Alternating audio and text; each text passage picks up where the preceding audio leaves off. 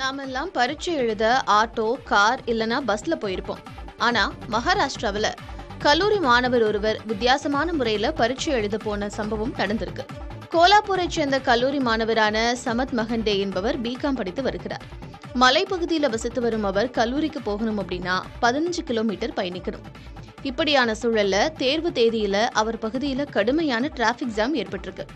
உடனே புத்திசாலித்தனமா யோசிச்ச சமத் மகன்கடே அங்குள்ள சுற்றுலா மையத்துக்கு போய் விவரத்தை கூறி பாராஷூட் மூலமா தேர்வு மையத்தை அடைஞ்சிருக்கிறாரு.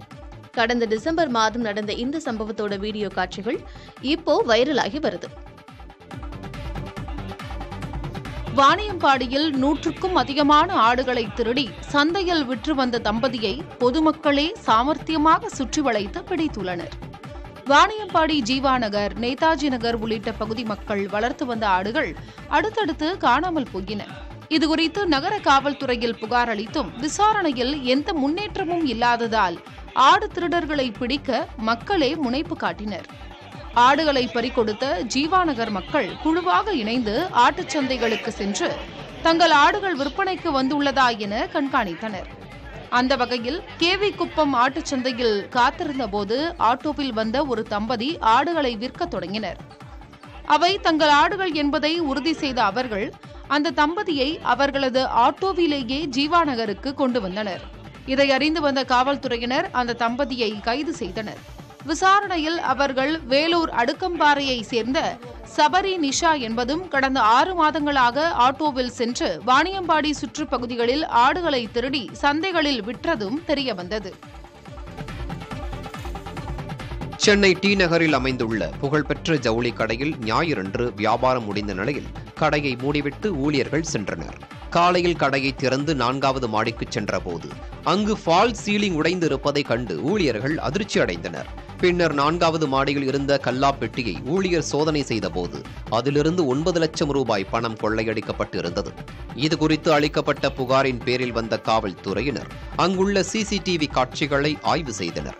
அப்போது 2 மர்ம நபர்கள் சினிமா பட பாணியில் பின்புறம் வழியாக கட்டடத்தில் புகுந்து ஏசி வென்டிலேட்டர் வழியாக உள் நுழைந்து கல்லா பெட்டியிலிருந்து 9 லட்சம் ரூபாய் கொள்ளையடித்து இருப்பது தெரிய வந்துள்ளது. இவர்கள் எப்படி கடையில் உள் நுழைந்தார்கள்? ஏற்கனவே நோட்டமிட்டு கொள்ளையடித்தார்களா? கடையிலேயே ஒளிந்திருந்து கொள்ளையில் ஈடுபட்டனரா? இப்படி பல கோணங்களில் 3 தனிப்படைகள் அமைத்து காவல்துறையினர் தேடி வருகிறார்கள்.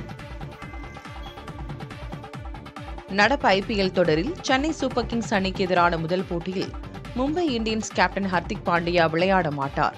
கடந்த ஐபிஎல் சீசனில் மும்பை இந்தியன்ஸ் அணி 2 முறை மெதுவாக ஓவர்கள் வீசியதற்காக கேப்டன் ஹர்திக் பாண்டியாவுக்கு அபராதம் விதிக்கப்பட்டது. தொடர்ந்து மும்பை அணி விளையாடிய கடைசி லீக் ஆட்டத்திலும் பந்து வீச அதிக நேரம் எடுத்துக் கொண்டனர்.